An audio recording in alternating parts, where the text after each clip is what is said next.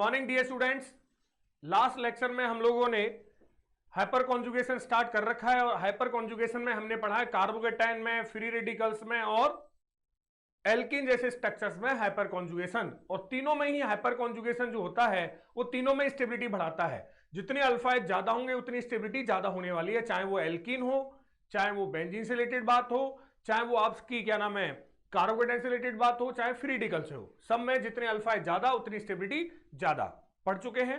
और मैंने आपको यह पॉइंट भी बताया है कि अगर आपसे कभी भी पूछा जाए कि कौन कौन से कॉन्जुगेशंस हैं कार्बोकेटाइन में, फ्री रेडिकल में और एल्कीन में, जब हाइपर कॉन्जुगेशन होता है तो ये कॉन्जुगेशन वाली बात भी आप ध्यान में रखना।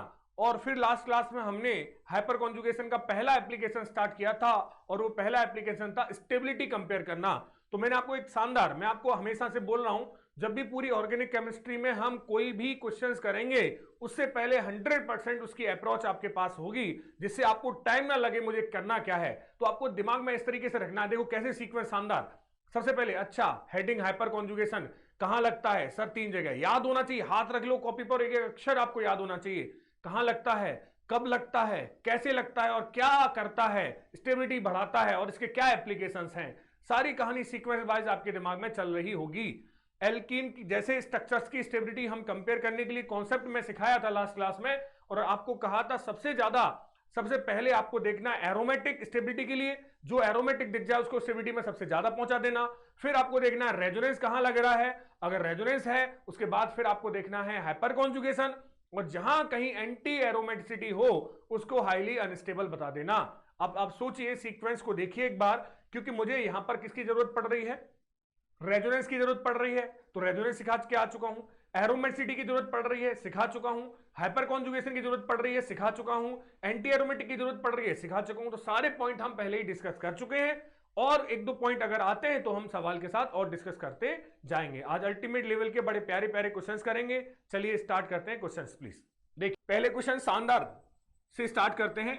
आपके पास कुछ इस प्रकार से एक स्ट्रक्चर दिया गया है, आपको इसकी स्टेबिलिटी कंपेयर करनी है। एक और है ऑप्शन में, और वो ऐसे है। बताइए सबसे ज्यादा स्टेबल कौन है? जल्दी से। वही अप्रोच पता है, स्पीड आप पर डिपेंड करती है। अप्रोच मैं बताऊंगा, हर एक सवाल की बताऊंगा, अप्रोच पर ही खेलूंगा। सवाल आप कितने भी कर लेना, बुक्स के सीट के सब फूटेंगे। अप्रोच देखो ध्यान से। सबसे पहले क्या आपको एरोमेटिक दिख रहा है? बिल्कुल, तो इसके नीचे मैं लिख देता हूं एरोमेटिक है भाई साहब। और तुम एरोमेटिक होती कहां चले जाओगे सबसे पहले? तो ये तो सबसे पहले चला गया। फिर ये एरोमेटिक तो है नहीं। क्यों नहीं है? क्योंकि साइक्लिक रिंग में है, यहां पर sp3 हाइब्रिडाइजेशन है, इसका मतलब कंप्लीट कॉन्जुगेशन नहीं है। और जब सिस्टम में कंप्लीट कॉन्जुगेशन नहीं होता तो वहां कभी भी एरोमेटिसिटी नहीं आएगी। आप कहोगे सर पाई इलेक्ट्रॉन तो 2 है, 4 है, 2 यहां 2 यहां, और पाई इलेक्ट्रॉन 4 वाला एंटी एरोमेटिक होता है, खोपड़ी फोड़ दूंगा। ध्यान रखना, एंटी एरोमेटिक और एरोमेटिक होने के लिए हकल के पहले 3 रूल पास होने चाहिए, उसी के बाद आप उसमें 4n+2 या 4n पाई इलेक्ट्रॉन रूल लगाओगे।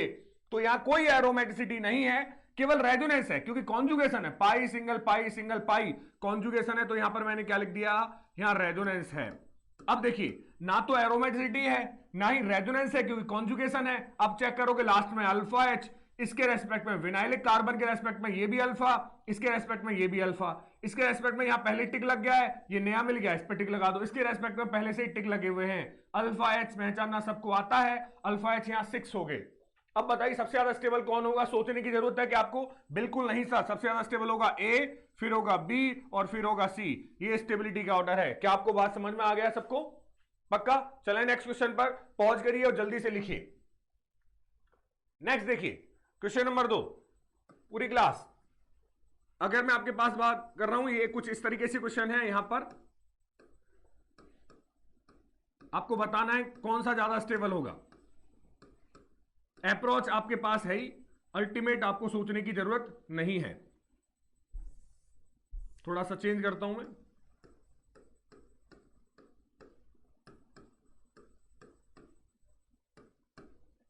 जी, इसमें आपको स्टेबिलिटी कंपेयर करना है। तो पहले एरोमेटिसिटी तो कहीं भी नजर नहीं आ रही, तो पहला वाला पॉइंट तो आपके दिमाग से हट गया।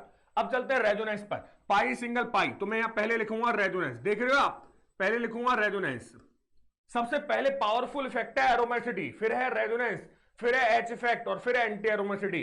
इसी ऑर्डर में आपको देखते जाना है, जो जिस लेवल पे आ रहा है उसी लेवल पर उसे पटक देना है स्टेबिलिटी में। तो यहां पाई सिंगल पाई, यहां भी भाई साहब रेजोनेंस है तो रेजोनेंस लिख दो, यहां रेजोनेंस नहीं है, पाई सिंगल सिंगल पाई, कंप्लीट कॉन्जुगेशन मतलब जो कॉन्जुगेशन होना चाहिए एक बॉन्ड का गैप वो नहीं मिल रहा, तो यहां रेजोनेंस नहीं है और यहां भी रेजोनेंस नहीं है। तो जहां रेजोनेंस होता है उनकी स्टेबिलिटी बिना रेजोनेंस वाले से ज्यादा हो जाएगी। तो क्या मैं ऐसे कह सकता हूं ए कोमा बी की स्टेबिलिटी सी कोमा डी से ज्यादा है? इसका रीजन है बेटा रेजोनेंस।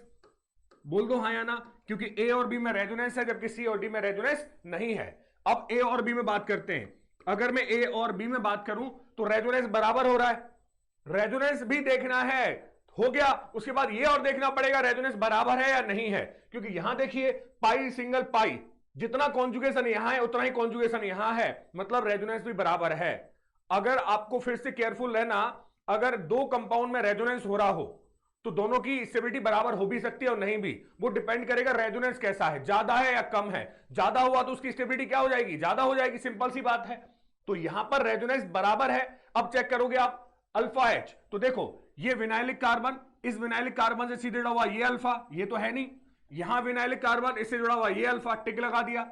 इसके पास चलो, यहां टिक लगा दिया, इसके पास चलो, ये टिक लगा दिया, ये सबके सब अल्फा कार्बन है। इस पर एच चेक करोगे 3 3 6 और 4 यहां 10 अल्फा एच है। तो यहां अगर आप चेक करोगे प्लस और लिख देता हूं, यहां अल्फा एच कितने बेटा, इस मॉलिक्यूल में 10 अल्फा एच है।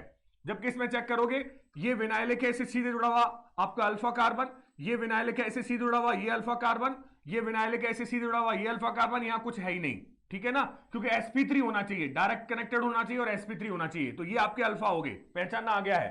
अब मैं आपसे पूछूं यहां कितना, 2, यहां 1 और 3, कितने हो गए, 3 और 3 6 अल्फा एच हो गए। तो मैं यहां लिख देता हूं 6 अल्फा एच है। अब बताओ 10 और 6 में से कहां अल्फा एच ज्यादा है? अरे बोल दो 10 ज्यादा है, तो इसका मतलब ए और बी में ए की स्टेबिलिटी बी से ज्यादा है। डन है।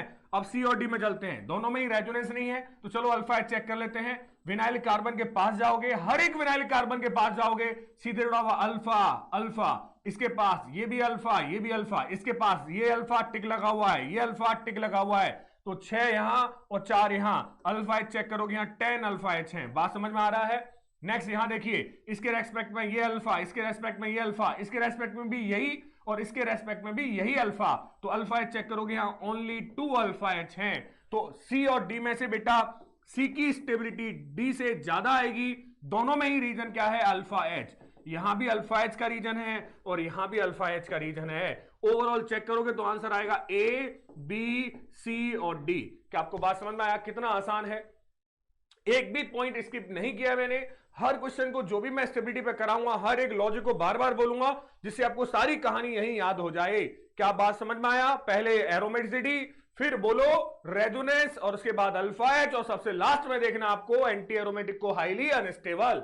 डन, चले, समझ में आया? जल्दी से पॉज करिए और लिखिए, फिर आगे की बात करते हैं। नेक्स्ट क्वेश्चन नंबर 3 देखिए बेटा, क्वेश्चन नंबर 3 क्या कह रहा है, कुछ आपके पास इस तरीके से स्ट्रक्चर है जिसमें एक ही पाई बॉन्ड ले लेते हैं। कुछ इस प्रकार से आ रहा है स्ट्रक्चर, आपको बताना इनमें से किसकी स्टेबिलिटी ज्यादा है। ठीक है, चलिए बताइए कौन ज्यादा स्टेबल है। पहले रेजोनेंस तो कहीं है नहीं, अब अल्फा एच चेक करने पड़ेंगे। तो चलो अल्फा एच बता दो यहां कितने हैं। विनाइलिक कार्बन से सीधे जुड़ा हुआ अल्फा, इसी एक ही है। इस विनाइलिक कार्बन से ये अल्फा और ये अल्फा। मैं पहले कह चुका हूं, आप एल्कीन में जो अल्फा एच पहचानना सीखा है उस पर अच्छी प्रैक्टिस होनी चाहिए आपकी। बहुत अच्छी तरीके से आपको अल्फा एच पहचानना आना चाहिए, बहुत काम आएगा अल्फा एच। यहां विनाइलिक कार्बन के पास जाता हूं, उससे डायरेक्टली कनेक्टेड कार्बन को कहता हूं, अगर वो sp3 है तो अल्फा, तो ये एक ही अल्फा है, इस साइड से ये अल्फा है, इस साइड से देखोगे तो ये अल्फा है और ये अल्फा है।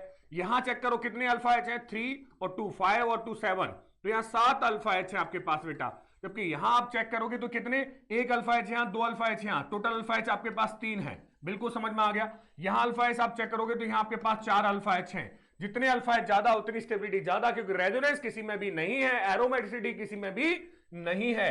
तो आंसर आया आपका ए सी और, सॉरी सर, हम बिल्कुल सही है, ए सी और बी, ये आपका आंसर है ए सी बी। डन है कहानी। अब देखो बहुत सारे बच्चे कह रहे होंगे सर यहां तो पाई इलेक्ट्रॉन 2 है, 2 वाला तो एरोमेटिक होता है। भूल से भी भूल मत कर जाना, एरोमेटिसिटी होने के लिए बेवड़ो क्या होना चाहिए, कंप्लीट कॉन्जुगेशन होना जरूरी है, जरूरी है। तो यहां कोई भी कंप्लीट कॉन्जुगेशन नहीं है। तो ये आपका एरोमेटिसिटी का यहां कोई लॉजिक नहीं होगा। बात समझ में आया? चले नेक्स्ट क्वेश्चन नंबर 4 पर। क्वेश्चन नंबर 4 देखिए और आंसर बताना है सबको शानदार तरीके से। आपको ये रिएक्शंस में भी ये सवाल आएगा, रिएक्शन में भी आपको ये सवाल मिलने वाला है। इन एल्कीन्स की आपको स्टेबिलिटी कंपेयर करनी है।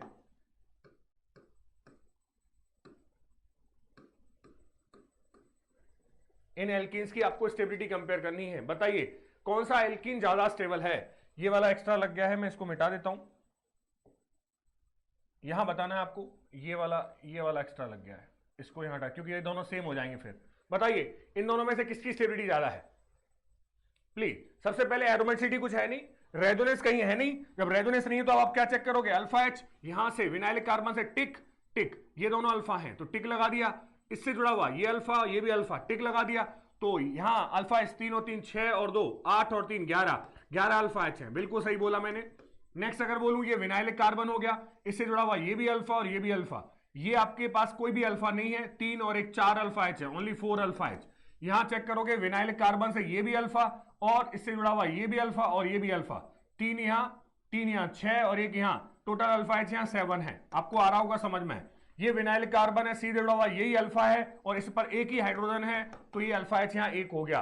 सबसे ज्यादा अल्फा एच है ए में, तो स्टेबिलिटी भी 1 की होगी, ज्यादा फिर होगी सी, फिर होगा बी और सबसे लास्ट में लीस्ट स्टेबल आएगा डी। बात आ रही है समझ में? बोल दीजिए आया क्वेश्चन समझ में? जल्दी से पॉज करिए और लिखिए, फिर आगे बात करते हैं। नेक्स्ट देखिए क्वेश्चन नंबर 5। अगर मैं क्वेश्चन नंबर 5 की बात करूं, आपके पास है CH2 डबल बॉन्ड CH2, फिर आपके पास है CH3 CH double bond CH2, फिर आपके पास है CH3 CH double bond CH2 CH3, और फिर आपके पास है यहां पर CH3 डबल बॉन्ड CH और CH3, फिर आपके पास है CH3 डबल बॉन्ड CH3 और CH3। कुछ इस प्रकार से। बताइए इसमें से किसकी स्टेबिलिटी ज्यादा है? तो बिल्कुल सिंपल सी कहानी, अल्फा एच 0, क्योंकि यहां पर कोई भी अल्फा कार्बन ही नहीं है, कार्बन ही नहीं है भाई साहब। हाइड्रोजन की बात तो दूर है, ये अल्फा कार्बन है, इस पर हाइड्रोजन है कितना 3। विनाइलिक कार्बन से ये भी और ये भी, दोनों के दोनों अल्फा हैं, तो बोलिए अल्फा हाइड्रोजन हो गए 6। बहुत बढ़िया। यहां विनाइलिक से तुम भी अल्फा और तुम भी अल्फा, सब अल्फा अल्फा अल्फा खेल रहे, तो यहां हो गए 9 अल्फा एच।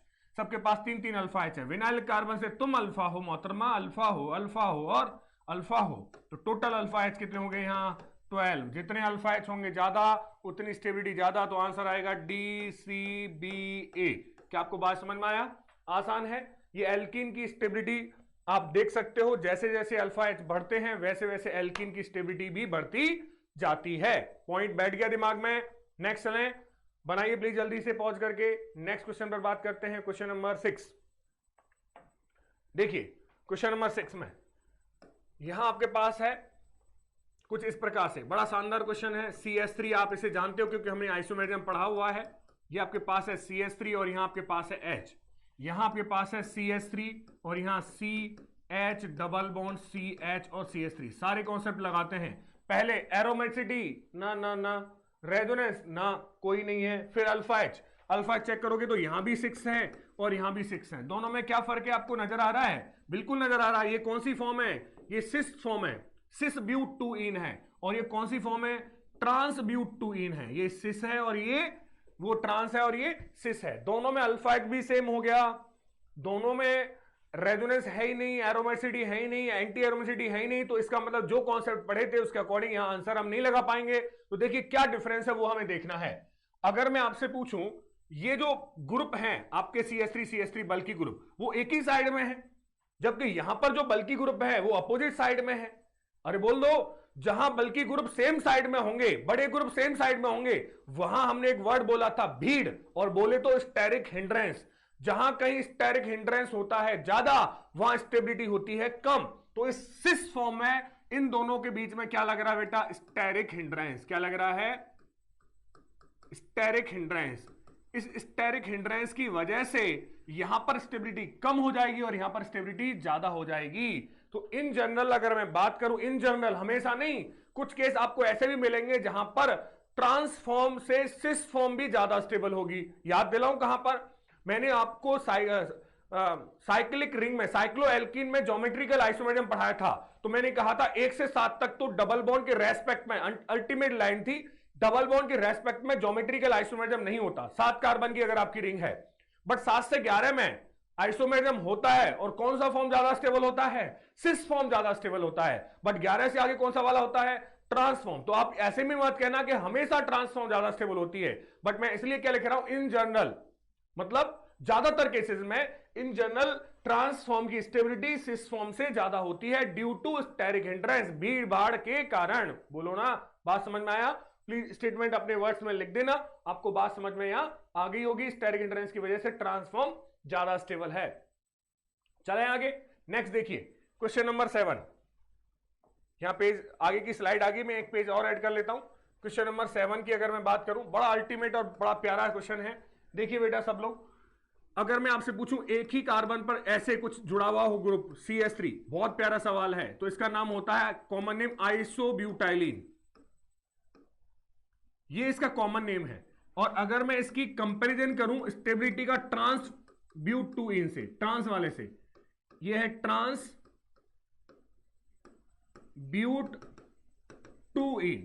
ये इसका क्या है बेटा, नाम है, ये इसका कॉमन नेम है। अगर आईपीसी नाम देखोगे तो यहां से नंबर होगा 1 2 3, तो क्या आएगा इसका, ये कॉमन नेम को हम ब्रैकेट में बंद करते हैं, आईयूपीसी नाम देखेंगे तो इसका नाम आएगा 2 मिथाइल प्रोपीन।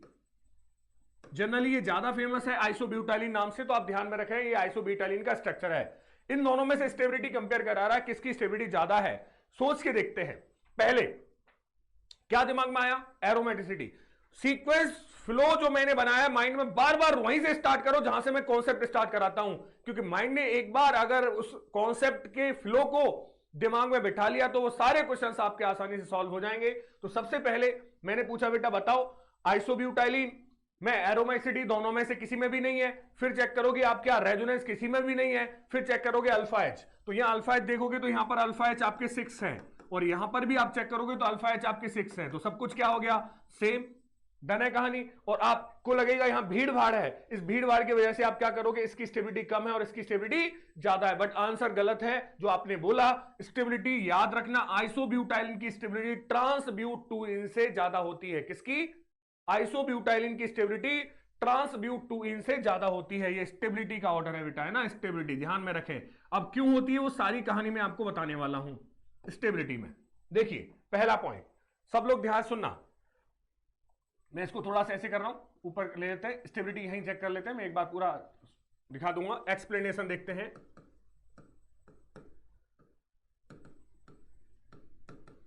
एक्सप्लेनेशन क्या है इसकी स्टेबिलिटी का, बोर्ड पर देखिए बेटा।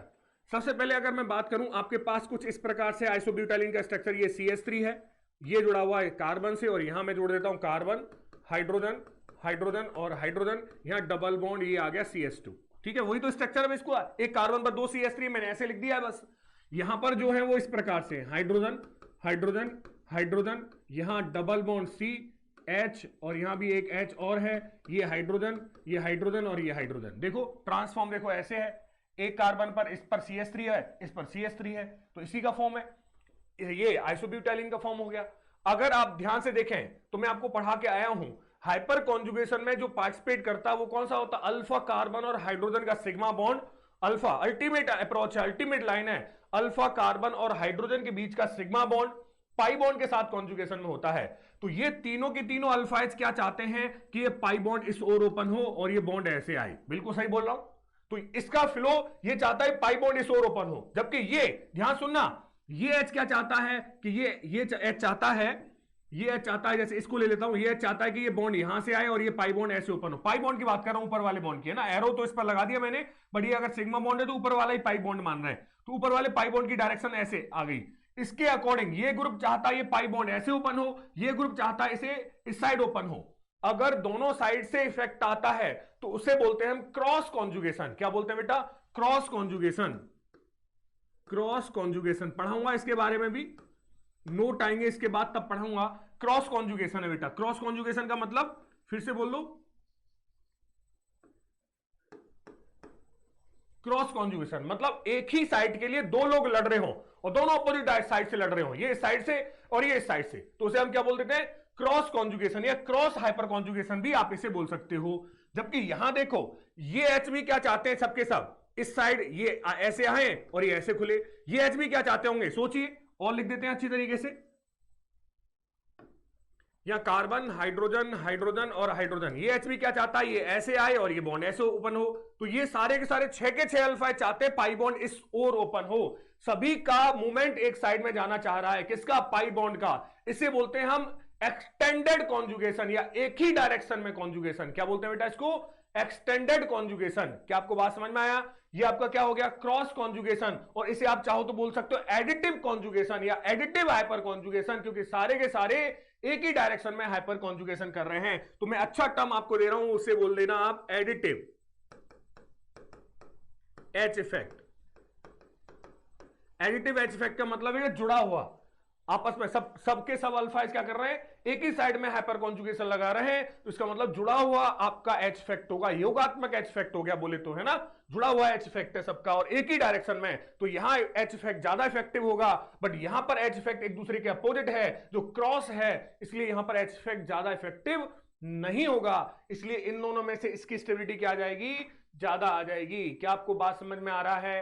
बोल दो ना, पक्का सेट है? तो दोनों में से आप इसका आंसर इसलिए लगाओगे, ऐसे लगाओगे, क्योंकि यहां एडिटिव हाइपर कॉन्जुगेशन होता है, यहां क्रॉस हाइपर कॉन्जुगेशन होता है, या क्रॉस एच इफेक्ट, और लिख देता हूं इसको क्रॉस एच इफेक्ट होता है।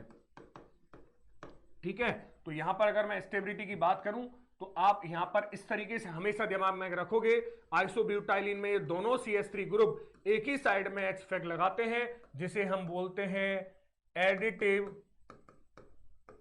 एच इफेक्ट, जिसकी वजह से इसकी स्टेबिलिटी क्या हो जाती है? ज्यादा हो जाती है, उसके क्रॉस एच इफेक्ट लगने की वजह से। तो सबसे ज्यादा इन तीनों में 3 जगह अल्फाइड बराबर हैं, आइसोब्यूटाइलिन में भी अल्फाइड 6 है, ट्रांस में भी अल्फाइड 6 हैं और सिस में भी अल्फाइड 6 हैं। तो सबसे ज्यादा स्टेबल कौन सा फॉर्म? आइसोब्यूटाइलिन। फिर कौन सा फॉर्म? Trans form. और फिर कौन सा फॉर्म? Cis form. डन है? तीनों में स्टेबिलिटी अलग अलग कॉन्सेप्ट पर कंपेयर की है। ट्रांस में और सिस में स्टेबिलिटी कंपेयर की है स्टेरिक हिंड्रेंस की वजह से, आइसोब्यूटाइलिन और ट्रांस में की है हमने एडिटिव एच इफेक्ट की वजह से, एक ही साइड में एच इफेक्ट लगने की वजह से। क्या आपको बात समझ में आया? प्लीज जल्दी से पहले ये क्वेश्चन लिख दीजिए, पॉज करके पूरा लिख दिया सबने। नेक्स्ट अगर बात करूं यहां पर, फिर इसके बाद आप लिख दीजिए एक्सप्लेनेशन, पूरा यहां लिखा हुआ है जिससे आपको ध्यान में रहे। लिख दिया? चले नेक्स्ट एक और क्वेश्चन देखते हैं, समझ में आ गया होगा क्वेश्चन। नेक्स्ट देखिए बेटा, क्वेश्चन नंबर 8। क्वेश्चन नंबर 8 की बात कर रहे हैं, बोर्ड पर देखें सब लोग। जैसे मैं आपसे पूछूं, आपके पास एक क्वेश्चन दिया गया CH2 double bond C double bond CH CH2 CH3, total carbon इसमें 5 है। नेक्स्ट अगर मैं बोलूं आपके पास है CH3 CH double bond C double bond C CH और ये CH3। नेक्स्ट आपसे पूछूं, यहां पर है आपके पास CH3 CH, थोड़ा सा और चेंज करते हैं, CH3 CH double bond C CH CH double bond CH2। Total आपके पास कितने अल्फा है, कितने कार्बन है? 5। समय कार्बन में सेम रख रहा हूं। नेक्स्ट अगर मैं बात करूं CH2 डबल बॉन्ड CH, और यहां आपके पास CH2, ये CH2, और यहां आपके पास आ गया CH डबल बॉन्ड CH2, कुछ इस प्रकार से। ठीक है, पहले मैं आपको बता चुका हूं, आपके पास शायद ज्योमेट्रिकल आइसोमरिज्म में कि आपके पास जो एल्कीन होते हैं वो 3 टाइप के होते हैं।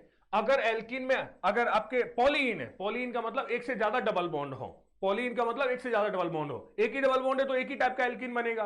अगर एक से ज्यादा डबल बॉन्ड है तो एल्कीन आपके 3 टाइप के हो जाते हैं। अगर वो लगातार डबल बॉन्ड है, जितने भी हैं वो लगातार हैं, तो उसे बोलते हैं हम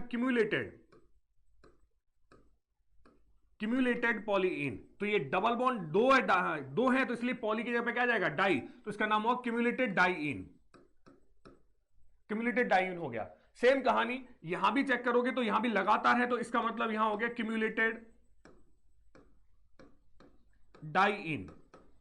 ठीक है, नेक्स्ट पाई सिंगल पाई, इसे बोलेंगे कॉन्जुगेशन में है तो इसे बोलेंगे कॉन्जुगेटेड डाईइन। जो कॉन्जुगेशन में हो तो कॉन्जुगेटेड डाईइन, और जो ना तो कॉन्जुगेशन में हो ना तो कॉन्जुगेटेड डाइईन हो ना ही क्यूमुलेटेड डाइईन हो, उसे बोलते हैं हम आइसोलेटेड डाइईन। तो इसका नाम क्या हो गया बेटा, आइसोलेटेड डाइईन। मतलब आपके पास तीन तरह की पॉलीईन होती हैं। अगर डबल बॉन्ड उस पॉलीईन में लगातार है तो क्या बोलोगे, क्यूमुलेटेड डाइईन। एक बॉन्ड के गैप पर है तो कॉन्जुगेटेड डाइईन, और एक से ज्यादा बॉन्ड के गैप पर है, मतलब इन दोनों में से कोई भी नहीं है जो पहले मैंने बोले दोनों, तो आप बोल देना वो आइसोलेटेड डाइईन है। अब इन तीनों टाइप की हमें स्टेबिलिटी कंपेयर करनी है। पहले मैं इन तीनों में करा देता हूं, फिर इन दोनों की बात कर देते हैं, क्योंकि ये दोनों एक जैसे हैं तो इसमें तो वही रूल लगेंगे जो हमने पढ़े हैं। इन तीनों की बात करें, यहां पर देखिए ये पाई बॉन्ड है तो यहां पाई इलेक्ट्रॉन क्लाउड होगा, यहां भी पाई इलेक्ट्रॉन क्लाउड है, जिसके बीच में क्या होगा, रिपल्सन होगा। तो रिपल्सन की वजह से यहां पर क्या, पाई इलेक्ट्रॉन रिपल्सन है, पाई इलेक्ट्रॉन रिपल्सन है ना। रिपल्सन क्यों, चेक कर लो ना, ये पाई बॉन्ड में इलेक्ट्रॉन है, यहां पाई बॉन्ड में इलेक्ट्रॉन है, आजू बाजू है, तो यहां क्या होगा, पाई इलेक्ट्रॉन रिपल्सन हो गया,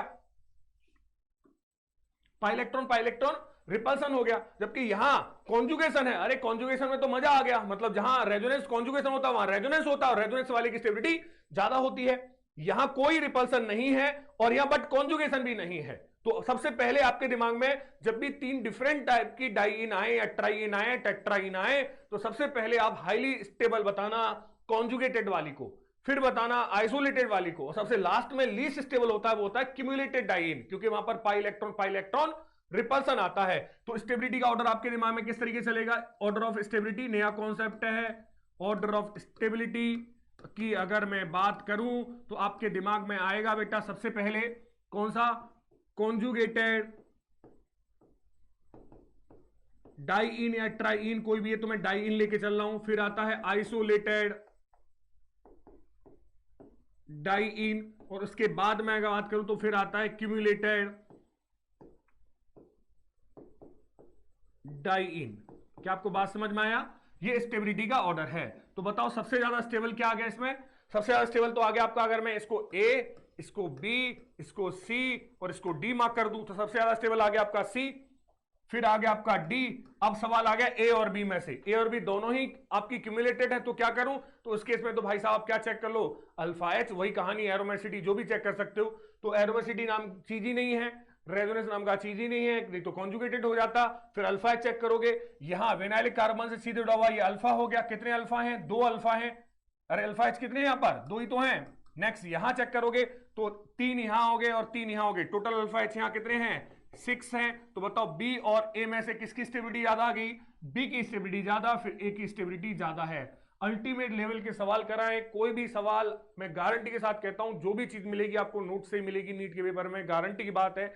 एक एक लाइन का अल्टीमेट एक्सप्लेनेशन मैं आपको देता जा रहा हूं, थ्योरी रट डालो कॉपी में जो लिखी हुई है, एक एक बहुत सारे क्वेश्चंस और आगे करने वाले हैं, 100-125 क्वेश्चन जीओसी में, फिर आप सीट सॉल्व। हमारा सेकंड जो एप्लीकेशन है वो है कंपेयर करना आपको heat of hydrogenation, comparison of heat of hydrogenation. तो पहला हिंदी में इसे बोल देता है हाइड्रोजनीकरण की ऊष्मा की तुलना।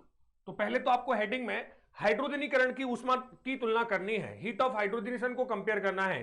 तो पहला सवाल क्या दिमाग में आया एकदम से कि सर हीट ऑफ हाइड्रोजनेशन होती क्या है, अल्टीमेट हीट ऑफ हाइड्रोजनेशन होती क्या है, पहले तो ये समझाओ, फिर इसके बेस्ड कुछ इसके कंपैरिजन के क्या कॉन्सेप्ट हैं, इसकी तुलना के लिए क्या कॉन्सेप्ट हैं वो समझाओ, और फिर इस पर सवाल कराओ। पूरा हीट ऑफ हाइड्रोजनेशन एकदम से दिमाग बैठ गया। जब भी रिवाइज करूंगा हाथ रखूंगा कॉपी पर, सबसे पहले अच्छा हीट ऑफ हाइड्रोजनेशन क्या होता है उसकी डेफिनेशन, दूसरा उसको ज्ञात करने के क्या कॉन्सेप्ट है, बिल्कुल सेट, और तीसरा फिर मैं पढ़ूंगा कैसे इसे कंपेयर किया जाता है। डन है कहानी, तो स्टार्ट करें। तो पहले आप जल्दी से हेडिंग लिख दीजिए प्यारे बच्चों, comparison of heat of hydrogenation, Hindi में बोले तो हाइड्रोजीनीकरण की ऊष्मा की तुलना। क्या आपने हेडिंग लिख दिया? तो इसमें फिर से आपको हेडिंग लिखना है, क्योंकि हमें अब पढ़ना है हीट ऑफ हाइड्रोजिनेशन होती क्या है, पहले उसकी बात करेंगे, फिर बात करेंगे इसके कॉन्सेप्ट की तुलना करने की कॉन्सेप्ट्स क्या हैं। तो चलें बेटा, नेक्स्ट देखिए, हीट ऑफ हाइड्रोजिनेशन, शॉर्ट में इसे हम बार बार क्या कहेंगे, HOH। मान लीजिए आपके पास एक असंतृप्त यौगिक है बेटा CH2 डबल बॉन्ड CH2, जिसे हम बोलते हैं एल्कीन। क्या बेटा, एल्कीन। पहले इससे पहले मैं आपको एक बात और बता देता हूं, हाइड्रोजनीकरण या हाइड्रोजनेशन का मतलब है हाइड्रोजन का जुड़ना। अगर मैं बोलूं यहां लिख दूं एडिशन, मतलब एडिशन मतलब जुड़ना, किसका, एडिशन ऑफ H2, हाइड्रोजन का जुड़ना क्या कहलाता है बेटा, हाइड्रोजनीकरण कहलाता है। तो आपके पास एक असंतृप्त यौगिक है जैसे एल्कीन, इस पर मुझे हाइड्रोजनीकरण कराना है तो इसकी अवक्रिया H2 से करानी पड़ेगी, और यह अवक्रिया धातु उत्प्रेरक Na या Pt या Pd की उपस्थिति में होती है। किसकी उपस्थिति में बेटा? Na या Pt या Pd की उपस्थिति में होती है। Na निकिल, प्लेटिनियम या पैलेडियम की उपस्थिति में होती है। रिएक्शन होती है तो प्रोडक्ट बनता है आपका एल्केन CH3 और उसके साथ साथ हीट रिलीज होती है। मान लीजिए Q किलो कैलोरी यहां पर ऊष्मा निष्कासित हुई है। ये आपकी रिएक्शन होगी। बात सुनना मेरी ध्यान से, यहां पर एल्कीन से H2 की रिएक्शन कैसे हुई, NiPt_Pd का काम क्या है, अगर हम इन्हें नहीं लेते तो क्या होता, और लेते हैं तो ये क्या करते हैं और कैसे प्रोडक्ट बनता है, ये सारी कहानी मैं आपको सिखाऊंगा जब मैं इसकी रिएक्शन सिखाऊंगा। पूरा डिटेल पोस्टमार्टम होगा, एक एक लाइन वहां मैं एक्सप्लेन करूंगा। इसको लिया तो इसने क्या किया, इसका उपयोग क्या है, नहीं लेते तो क्या होता, कैसा प्रोडक्ट बनता है, सब बातें करेंगे। बट कहां? जब ये रिएक्शन पढ़ेंगे। बट अभी मैं केवल और केवल किसकी बात कर रहा हूं? हीट की। हीट की मतलब इसकी बात कर रहा हूं। जब मैं रिएक्शन पढ़ाऊंगा आपको चैप्टर में तो वहां मैं हीट की बात नहीं करूंगा, मैं कहूंगा हीट में आपको पहले ही पढ़ा चुका हूं, यहां मैं केवल रिएक्शन की बात करूंगा। डन है? यहां हीट की बात करेंगे और वहां केवल रिएक्शन की बात करेंगे। तो देखिए परिभाषा सुनना ध्यान से, किसी असंतृप्त यौगिक के 1 मोल, क्वांटिटी फिक्स कर दिए 1 मोल, किसी असंतृप्त यौगिक के 1 मोल का पूर्ण रूप से हाइड्रोजनीकरण, बता चुका हूं हाइड्रोजनीकरण का मतलब है हाइड्रोजन का जुड़ना। किसी असंतृप्त यौगिक के 1 मोल का धातु उत्प्रेरक NiPt_Pd, ये उत्प्रेरक है और धातु हैं, धातु उत्प्रेरक NiPt_Pd की उपस्थिति में पूर्ण हाइड्रोजनीकरण कराने पर जो ऊष्मा उत्सर्जित होती है उसे हम कहते हैं HOH। उत्सर्जित होती है जिसे हम क्या बोलते हैं बेटा? HOH कहते हैं। क्या आपको बात समझ में आया? किसी असंतृप्त यौगिक का धातु उत्प्रेरक NiPt_Pd, किसी असंतृप्त यौगिक के 1 मोल का, थोड़ा सा चेंज, किसी असंतृप्त यौगिक के 1 मोल का धातु उत्प्रेरक NiPt_Pd की उपस्थिति में पूर्ण रूप से हाइड्रोजनीकरण कराने पर जो ऊष्मा उत्सर्जित होती है उसे हम क्या कहते हैं? HOH कहते हैं। आपको पता है अगर कभी भी रिएक्शन में ऊष्मा उत्सर्जित होती है तो उसमें हम उस अवक्रिया को हम क्या बोलते हैं? ऊष्माक्षेपी प्रक्रम बोलते हैं। अतः HOH या हाइड्रोजनीकरण आपसे पूछा जाए तो ये कैसा प्रक्रम है, तो आप कहना हाइड्रोजनीकरण एक ऊष्माक्षेपी प्रक्रम है, क्योंकि इसमें ऊष्मा उत्सर्जित होती है। डन है कहानी? नेक्स्ट, अगर हम बात करें तो इसकी डेल्टा H क्या होगी, तो आपको पता है इसके ऊष्माक्षेपी प्रक्रम की डेल्टा H माइनस में आती है और एनर्जी कितनी रिलीज होती है? Q kilo calorie. आपको पता है इस माइनस का मतलब क्या है? इस माइनस का मतलब है किससे? इसका माइनस का मतलब ऊष्मा उत्सर्जित हो रही है, मतलब ये माइनस बता रहा है कि यह एक ऊष्माक्षेपी प्रक्रम है। तो मैं लिख देता हूं माइनस का केवल इतना मतलब है, क्या है? ऊष्मा क्षेपी प्रक्रम है, मतलब ऊष्मा उत्सर्जित हो रही है। कितनी हो रही है? वो अमाउंट इतना है, प्रक्रम है ना। ऊष्माक्षेपी प्रक्रम को नेगेटिव चार्ज निरूपित करता है। इस डेल्टा H को ही हम क्या बोलते हैं? HOH। अब आप देखोगे HOH क्या है? ऊष्माक्षेपी, मतलब ऊष्मा उत्सर्जित हो रही है, कितनी? Q किलो कैलोरी, वही परिभाषा बोल रही है। तो HOH का मान हमेशा क्या होता है बेटा? नेगेटिव होता है, और नेगेटिव का मतलब क्या होता है? ऊष्माक्षेपी प्रक्रम। तो चलो हेडिंग आपने लिख दिया होगा, पहले डेफिनेशन और कुछ पॉइंट्स मैं आपको ऐड करा देता हूं, उसके बाद आप ये लिख देना HOH क्या है, इसके बारे में पूरी कहानी सेट हो जाएगी। तो प्लीज हेडिंग जल्दी से ठोकिए, हीट ऑफ हाइड्रोजनेशन HOH, हाइड्रोजनीकरण की ऊष्मा, उसके साइड में लिख देना एडिशन ऑफ हाइड्रोजन को हम बोलते हैं बेटा, थोड़ा सा सेट इसको कर लेते हैं जी, हाँ इसे लिख देना एडिशन ऑफ हाइड्रोजन साइड में, ठीक है, हाइड्रोजन के जुड़ने को। तो लिखिए परिभाषा, लिखिए पहले हेडिंग लिख करके, किसी असंतृप्त यौगिक के, किसी असंतृप्त यौगिक के 1 मोल का, किसी असंतृप्त यौगिक के 1 मोल का धातु उत्प्रेरक Na या Pt या Pd की उपस्थिति में, धातु उत्प्रेरक Na या Pt या Pd की उपस्थिति में पूर्ण रूप से हाइड्रोजनीकरण कराते हैं, पूर्ण रूप से हाइड्रोजनीकरण कराते हैं, तो जो ऊष्मा निष्कासित होती है उसे हम HOH कहते हैं, उसे हम HOH कहते हैं। नेक्स्ट लाइन से स्टार्ट मार्क करके बेटा, ये परिभाषा थी। नेक्स्ट लाइन से लिखिए HOH, नहीं नेक्स्ट लाइन से लिखिए हाइड्रोजनीकरण एक ऊष्माक्षेपी प्रक्रम है, हाइड्रोजनीकरण एक ऊष्माक्षेपी प्रक्रम है। अब आपको पता जब ऊष्माक्षेपी प्रक्रम होता है तो उसके लिए डेल्टा H जो आएगा या HOH आएगा वो क्या आएगा? नेगेटिव। नेक्स्ट लाइन से क्या लिखा हमने, हाइड्रोजनीकरण एक ऊष्माक्षेपी प्रक्रम है, अतः HOH का मान हमेशा ऋणात्मक होता है। अतः HOH का मान हमेशा ऋणात्मक होता है। क्या होता है बेटा, HOH का मान हमेशा ऋणात्मक होता है। अब हम क्या करने वाले हैं, HOH क्या है ये हमारी समझ में आ गया है। नेक्स्ट पहले आप जल्दी से इसको बना लीजिए जो लिखा हुआ है, फिर मैं आपको लेके चल रहा हूं HOH के कंपैरिजन के कॉन्सेप्ट्स। बना दिया, चले फिर बेटा HOH की कंपैरिजन के लिए कॉन्सेप्ट, बिल्कुल कॉन्सेप्ट दिमाग में बैठ गए तो आप आराम से हर एक क्वेश्चन को सॉल्व कर सकते हो। तो कॉन्सेप्ट क्या कहता है, दो कॉन्सेप्ट है इसमें, दोनों को बड़े प्यारे तरीके से समझते हैं। कॉन्सेप्ट नंबर 1 क्या कह रहा है, सुनिए ध्यान से। कॉन्सेप्ट नंबर 1 कह रहा है अगर एक पाई बॉन्ड ब्रेक होगा, तो ध्यान सुनना, एक पाई बॉन्ड ब्रेक करे होगा तो मान लीजिए Q1 किलो कैलोरी एनर्जी निकल रही है ना।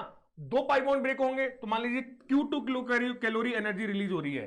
तो आप मुझे बताओ, जब ज्यादा पाई बॉन्ड ब्रेक होंगे तो ज्यादा एनर्जी रिलीज होगी। एक के लिए Q1 है तो दो के लिए Q2 हो रही है, तो जितने पाई बॉन्ड ज्यादा ब्रेक होंगे उतना हाइड्रोजनेशन ज्यादा होगा, और जितना हाइड्रोजनेशन ज्यादा होगा उतनी एनर्जी ज्यादा निकलेगी। तो पहला कॉन्सेप्ट आपका ऐसे आया, HOH proportional to number of pi bonds. जितने पाई बॉन्ड्स ज्यादा होते हैं उतनी HOH आपकी ज्यादा होती है। बट ये कॉन्सेप्ट एक जगह लागू नहीं होता है। आपको सिंपल क्या ध्यान में रखना, जितने पाई बॉन्ड ज्यादा उतनी HOH ज्यादा। बट ये कॉन्सेप्ट एक जगह लागू नहीं होगा जिसमें number of pi bond different हो। लाइन सुनना, number of pi bond different हो और एक ऑप्शन में वो एरोमेटिक हो और दूसरे ऑप्शन में वो एरोमेटिक ना हो, तो उस केस में HOH किसी की भी ज्यादा हो सकती है। वह पाई बॉन्ड पर डिपेंड नहीं करता। वहां एक नया टर्म आ जाता है, रेजोनेंस एनर्जी। क्या जाता है, रेजोनेंस एनर्जी, जो हमारे सिलेबस में नहीं है नीट के में, इसलिए हम इस पर ज्यादा बात नहीं करेंगे। तो इसलिए मैं इस पॉइंट पर लिख रहा हूं HOH proportional to number of pi bond. ये इन जनरल है, इन जनरल का मतलब ज्यादातर केसेस में लगेगा, बट कहीं कहीं फेल भी हो सकता है। बट आपको जो सवाल पूछेगा वो गारंटी की बात है, वहां पर ऐसा होगा या तो ये कॉन्सेप्ट लगेगा, और अगर ये नहीं लगेगा तो वहां पर C2 कॉन्सेप्ट जरूर लगेगा। बट आपको कभी भी याद करने वाला सवाल नहीं पूछेगा। जैसे मैं आपको एक एग्जांपल समझा देता हूं, आप मुझे बताना, आपके पास कुछ इस प्रकार से एक कंपाउंड दिया गया है और यहां आपके पास एक कंपाउंड ऐसे दिया गया है। तो मुझे बताओ इन दोनों में से किसमें पाई बॉन्ड ज्यादा है। इसमें पाई बॉन्ड ज्यादा है तो इसकी HOH ज्यादा होनी चाहिए, इसकी HOH कम होनी चाहिए। बट एक्सपेरिमेंटली पाया गया, इसकी एक्सपेरिमेंटली बात कर रहा हूं मैं, इसकी HOH ज्यादा होती है और इसकी HOH कम होती है। तो ये वाला पॉइंट फेल हो गया। तो मैंने क्या कहा है, ये कौन से केस में फेल होगा, जब आपके number of pi bond different हो और उसके साथ साथ एक ऑप्शन में एरोमेटिसिटी हो और दूसरे में ना हो, तो वहां ऑर्डर कैसा भी आ सकता है। क्योंकि यहां एक टर्म आ जाता है बीच में, वो होता है रेजोनेंस एनर्जी। इस पर हम ज्यादा बात नहीं करेंगे क्योंकि हमारे सिलेबस में नहीं है। ऐसे तो बहुत सारी थ्योरी, बहुत बड़ा है ऑर्गेनिक केमिस्ट्री, जितना काम का है उस पर बात करेंगे। तो आपको इतना ध्यान में रखना है, HOH proportional to number of pi bond, जितने पाई बॉन्ड ज्यादा उतनी HOH ज्यादा। बट एक ऑप्शन में एरोमेटिक ऑप्शन हो और एक और एरोमेटिक ना हो, तो उस केस में ये वाला रूल नहीं लगेगा अगर number of pi bond different है ना। और उस तरीके का सवाल आपसे कभी पूछा भी नहीं जाएगा क्योंकि वो पूरा का पूरा एक्सपेरिमेंटल डेटा पर बेस्ड सवाल चला जाता है। क्योंकि इसकी HOH कैसे फाइंड करेंगे, कोई हमारे पास कॉन्सेप्ट नहीं है। डन है कहानी। तो आपके पास पहला कॉन्सेप्ट तो ये हो गया कि HOH proportional to number of pi bond. अब C2 कॉन्सेप्ट, मान लीजिए आपके पास ऐसा हो जाए, इस पर ज्यादा से ज्यादा सवाल पूछेगा। ऐसा हो जाए अगर आपके number of pi bond, if number of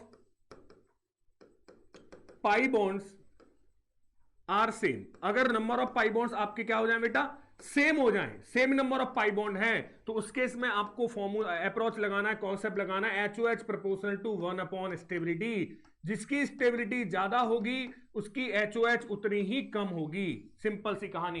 दो कॉन्सेप्ट है, चलो साथ बोलो। पहला कॉन्सेप्ट क्या बोलता है, HOH proportional to number of pi bond, fix रखो।